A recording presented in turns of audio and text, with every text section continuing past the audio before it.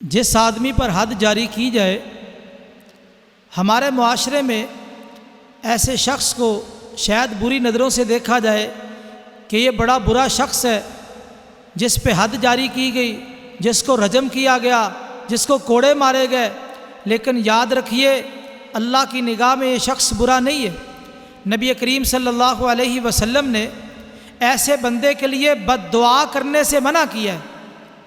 جس پہ حد جاری کی گئی اس بندے کے لیے آپ بد دعا نہیں کر سکتے۔ سنن ابی داؤد کے اندر صحیح حدیث ہے، نبی کریم صلی اللہ علیہ وسلم کے دور میں ایک آدمی نے شراب پی لی، اس کو لایا گیا اور اس پر حد جاری کر دی گئی۔ ایک بندے نے جذبات میں آ کے یہ بات کہی، اخزاک اللہ، اللہ تعالیٰ تجھے رسوا کرے، اللہ تعالیٰ تجھے تباہ کرے۔ آپ نے سنا تو آپ نے فرمایا لا تقولوا ہاکذا، ایسی بات نہ کرو، لا تعینوا علیہ الشیطان، اس پر شیطان کی مدد نہ کرو۔ یعنی آپ نے اس کلمے اور جملے سے صحابہ کو روک دیا۔ اور دوسری روایت صحیح بخاری میں ہے، نبی کریم صلی اللہ علیہ وسلم کے ایک صحابی، ان کا نام عبداللہ تھا، یہ اکثر اوقات شراب پی لیتے، جب بھی شراب پیتے ان کو لایا جاتا اور ان پہ حد جاری کی جاتی۔ ایک مرتبہ ان کو لایا گیا، حد جاری کر دی گئی۔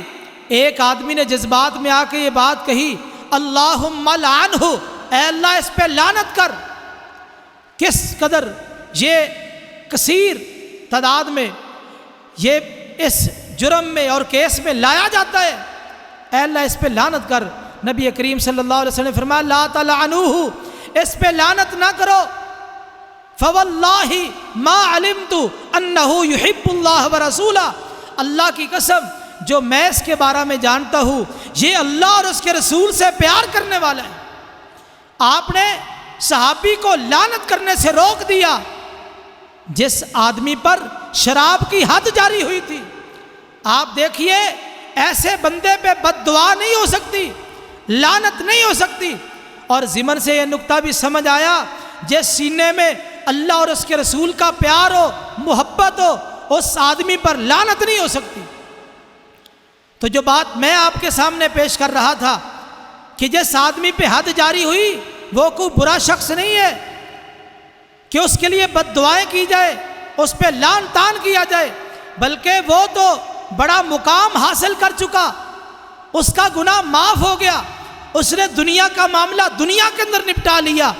جس طرح کے سنن ابی داؤد میں صحیح حدیث ہے، ایک آدمی پہ حد جاری کی گئی، نبی کریم صلی اللہ علیہ وسلم نے فرمایا لقد تاب توبۃ لو تابها اہل المدینۃ لوسعتهم، اس بندے نے ایسی پکی اور سچی توبہ کی ہے، اگر اس کی توبہ کو مدینہ میں تقسیم کر دیا جائے اللہ مدینہ کے سارے گناہ گاروں کو معاف کر دے۔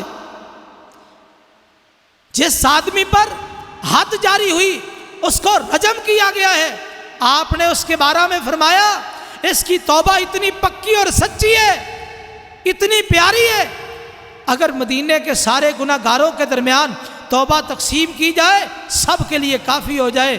تو آپ بتلائیے جس کی توبہ اتنی پیاری ہے اس کے بارے میں بد دعا کرنا یا اس پہ لعن طعن کرنا، اس کی کوئی اجازت ہے شریعت میں؟ قطعاً کوئی اجازت نہیں ہے۔ اور جو ہے نا قبیلے کی عورت جس کو نبی کریم صلی اللہ علیہ وسلم نے رجم کروایا تھا، اس بی بی کے بارے میں دو حدیثوں میں مختلف قسم کے کلمات ہیں۔ ایک حدیث میں آیا اس بی بی نے اتنی پکی سچی توبہ کی ہے، اگر اس کی توبہ 70 گناہ گاروں کے درمیان تقسیم کر دی جائے اللہ ان سب کو معاف کر دے۔ اور دوسری حدیث میں سنن ابی داؤد کی حدیث ہے، آپ نے فرمایا اس عورت کی توبہ اتنی پکی اور سچی توبہ ہے، اگر ٹیکس وصول کرنے والا اس دنیا میں بہت بڑا مجرم ہے، بہت بڑا گناہ گار ظالم شخص ہے جو لوگوں سے ٹیکس لیتا ہے، فرمایا اس عورت کی توبہ اتنی پکی اور سچی ہے، اتنی عظیم توبہ ہے، اگر ٹیکس وصول کرنے والے آدمی کو یہ توبہ دے دی جائے اللہ اس کو بھی معاف کر دے۔